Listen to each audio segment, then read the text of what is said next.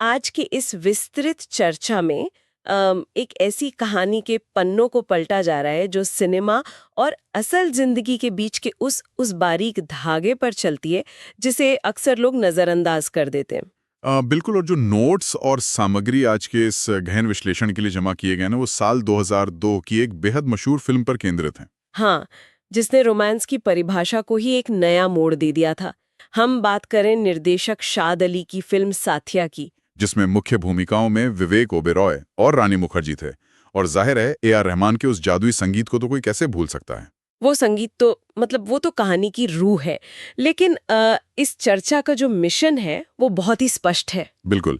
हमें समझना है कि कैसे ये कहानी एक आम लव स्टोरी की उन परिचित सीमाओं को पार करती है। हाँ, और एक बेहद यथार्थवादी मैरिज स्टोरी यानी शादी के बाद की जमीनी सच्चाई में बदल जाती है। सही कहा।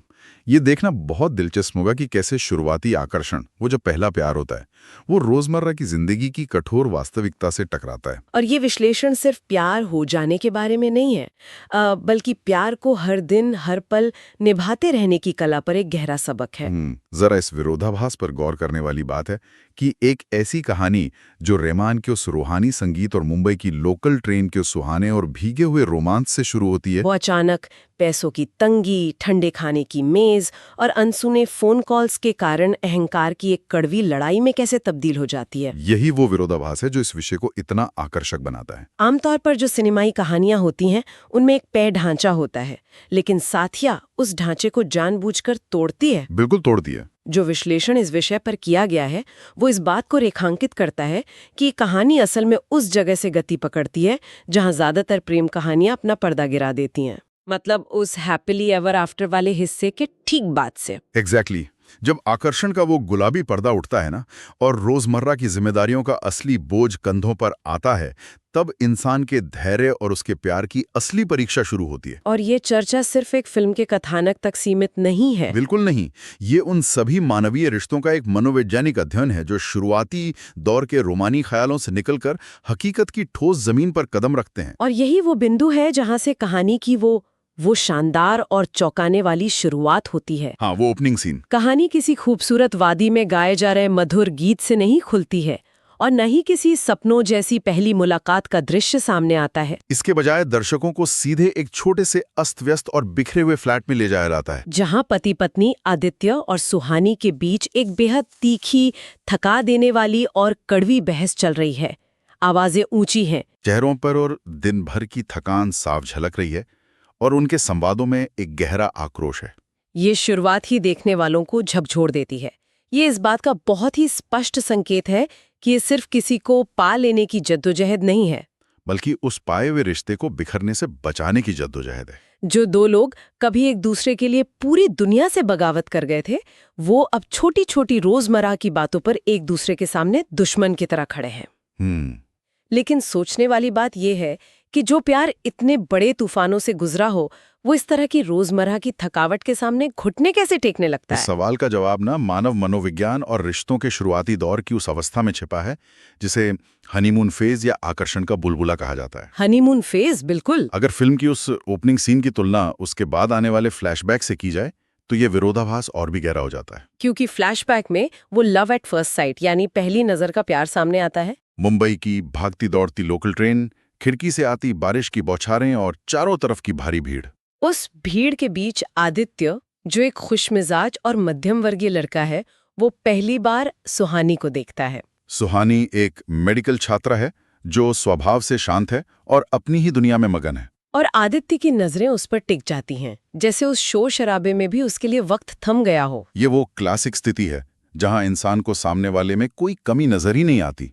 उस वक्त दिमाग में एक हेलो इफेक्ट काम कर रहा होता है। हेलो इफेक्ट, जरा इसे विस्तार से समझाएंगे? जरूर। मनोविज्ञान में हेलो इफेक्ट का मतलब है कि आकर्षण के कारण सामने वाले की हर बात, हर अदा अच्छी लगने लगती है।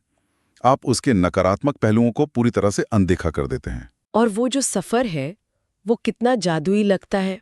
शुरुआत में सुहानी की वो झिझक, वो नजरअंदाज करना। जब आदित्य जानबूझकर उसी ट्रेन में सफर करने लगता है तो सुहानी असहज हो जाती है। उसे लगता है कि ये महज एक फ्लर्ट है, लेकिन आदित्य का आत्मविश्वास और उसकी निरंतर कोशिशें अपना रास्ता बना ही लेती हैं। फिर शुरू होता है वो खूबसूरत दौर, फोन कॉल्स का इंतजार, छोरी छुपे होने वाली छोटी छोटी मुलाकातें, वो दबी हुई मुस्कानें।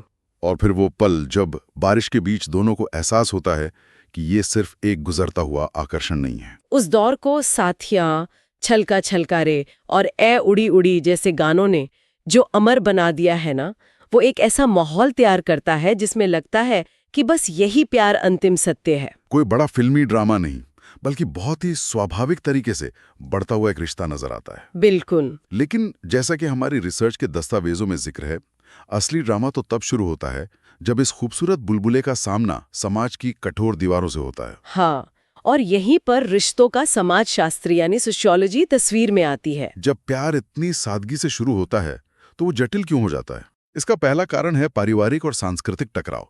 सुहानी एक बहुत ही सख्त दक्षिण भारतीय परिवार से आती है, जहाँ नियम और अनुशासन सर्वोपरि हैं। दूसरी तरफ आदित्य एक पंजाबी परिवार से है, जहाँ का रहन सहन और तौर तरीके बिल्कुल अलग हैं। जब दोनों के परिवारों को इस रिश्ते की भनक लगती है तो जैसे एक भूचाल आ जाता है। सुहानी के घर में पिता का गुस्सा, माँ की भावनाएं और भाई की नाराजगी, ये सब एक दीवार बन जाते हैं। आदित्य का परिवार भी इसे समाज की इज्जत के खिलाफ मानता है। और यहाँ जो मनोवैज्ञानिक पहलू समझने वाला है वो ये है कि परिवारों का ये भारी विरोध उनके प्यार को कमजोर करने के बजाय उसे एक विद्रोह यानी रिबेलियन में बदल देता है। बिल्कुल, ये विद्रोह वाला पहलू बहुत ही दिलचस्प है। अक्सर देखा जाता है कि जब दुनिया किसी चीज के खिलाफ हो जाती है तो उसे पाना एक जिद बन जाती है। आदित्य और सुहानी के मामले में भी यही होता है। उन्हें लगने लगता है कि उनकी सारी परेशानियों की जड़ ये समाज और उनके परिवार हैं। और फिर वो एक भावुक रात को फैसला करते हैं और घर से भागकर एक सीक्रेट कोर्ट मैरिज कर लेते हैं। उस पल ऐसा महसूस होता है जैसे उन्होंने कोई बहुत बड़ी जंग जीत ली हो। उन्होंने अपनी प्रेम कहानी के कथित विलेन को हरा दिया है और अब आगे सिर्फ खुशियां ही खुशियां हैं। लेकिन क्या इस तरह की जीत वाकई किसी रिश्ते की अंतिम मंजिल होती है, या फिर ये एक बहुत बड़ी गलतफहमी है जो अक्सर युवा प्रेमियों को होती है? ये एक बहुत बड़ी और आम गलतफहमी है। मनोविज्ञान में एक सिद्धांत है जिसे शेयर्ड एडवर्सिटी या साझा संकट कहा जाता है। मतलब जब दो लोग मिलकर किसी बाहरी दुश्मन या चुनौती का सामना करते हैं तो उनके बीच का बंधन बहुत मजबूत महसूस होता है। बिल्कुल सही। आदित्य और सुहानी को लगता है कि वे एक दूसरे के लिए बने हैं क्योंकि वे साथ मिलकर दुनिया से लड़ रहे हैं। लेकिन वे वेडिंग यानी शादी वाले दिन और मैरिज यानी वैवाहिक जीवन के बीच के फर्क को नहीं समझ पाते।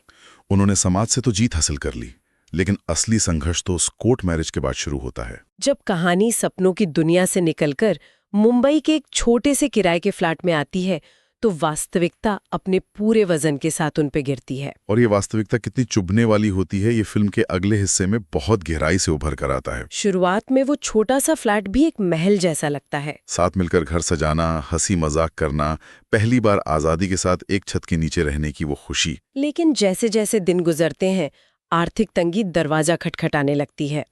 आदित्य का करियर अभी स्थिर नहीं है। वो नौकरी और अपने काम को लेकर एक गहरे संघर्ष से गुजर रहा है। दूसरी ओर सुहानी एक अस्पताल में इंटर्न है जिसकी ड्यूटी के घंटे बहुत लंबे और अमानवीय हैं। वो शारीरिक और मानसिक रूप से पूरी तरह से टूटकर घर लौटती है। यहाँ आकर जो सबसे बड़ा बदलाव देखने को मिलता है वो ये है कि रिश्ते का विलन अब समाज नहीं रहा। अब विलन है थकान, पैसे की कमी और सबसे बढ़कर एक दूसरे को समझने का अभाव। यहीं पर ईगो डिप्लीशन या अहंकार के क्षरण का सिद्धांत लागू होता है। सही कहा। जब कोई इंसान दिन भर काम की चक्की में पिसता है, 12-14 घंटे की ड्यूटी करता है, तो उसकी भावनाओं को नियंत्रित करने की क्षमता लगभग खत्म हो जाती है। क्योंकि आत्मनियंत्रण या सेल्फ कंट्रोल एक सीमित ऊर्जा है। बिल्कुल। जब सुहानी अस्पताल से थक कर लौटती है या आदित्य अपने करियर की चिंताओं से जूझ रहा होता है, तो उनके पास एक दूसरे की छोटी छोटी गलतियों को माफ करने की मानसिक ऊर्जा नहीं बचती। और इसी स्थिति में एक बहुत बड़ा बदलाव आता है।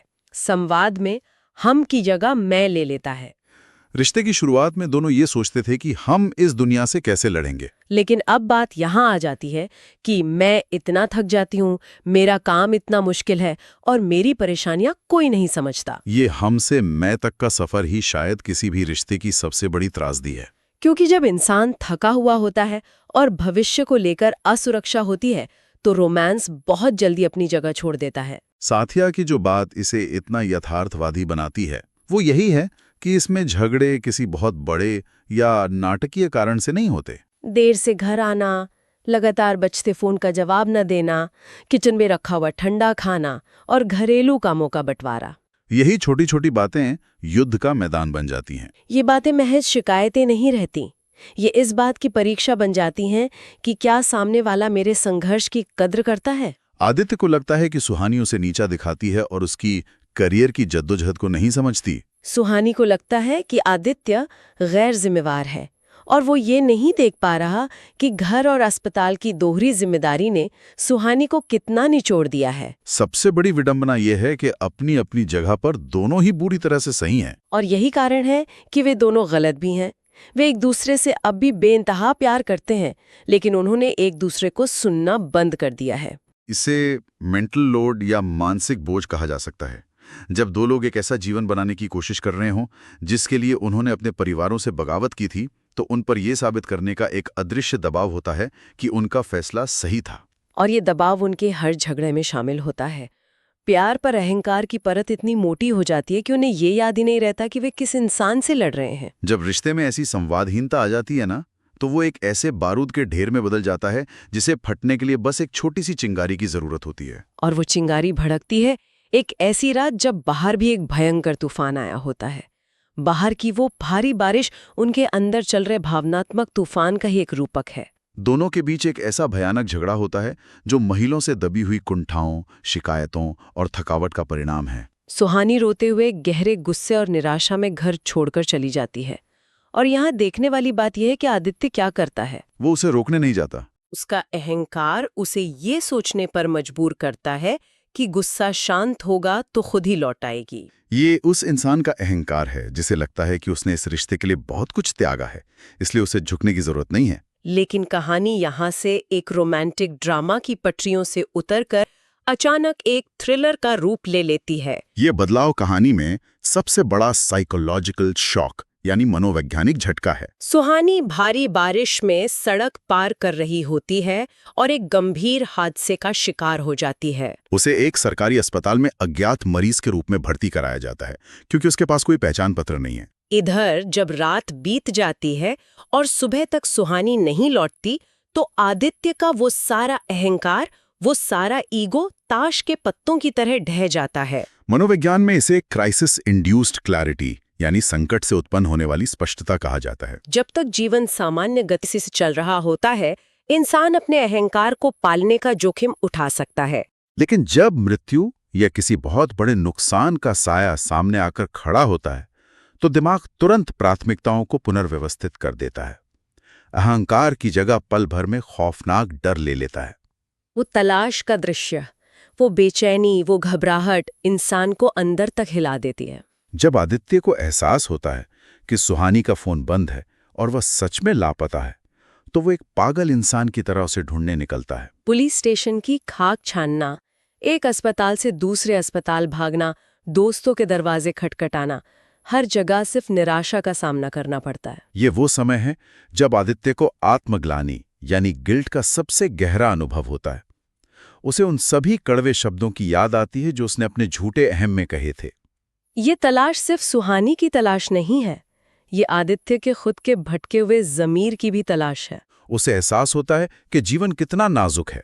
जिन छोटी छोटी बातों, ठंडा खाना, फोन ना उठाना, पर वे अपनी ऊर्जा बर्बाद कर रहे थे, वे जिंदा रहने और साथ होने के सामने कितनी बेमानी थी। ये पूरी चर्चा का शायद सबसे शक्तिशाली और भावुक कर देने वाला बिंदु है।